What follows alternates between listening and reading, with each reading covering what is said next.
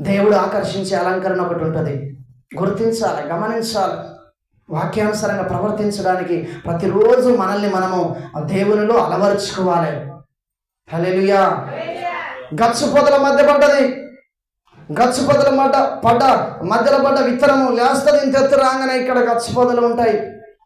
ధన భోగములనే ఆ యొక్క పొదలాట అనుష్ఠా ఉంటాయట. ఏ చాల్తి నీ పోకట నీకే ఉన్నది, నువ్వు గిదినికి నీకు తగదు.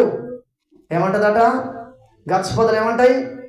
దానికున్న నీకు తగదు అని అనచగానే అక్కడనే కొమ్మ ఏమవుతుంది? మరుగుజ్జు రూపాన్ని దాల్స్తుంది, ఇక పైకి రాదిగా. హల్లెలూయా. ఇంకొక విత్తనం. ఏంటి ఆ విత్తనము? త్రోపకబడ్డ విత్తనం.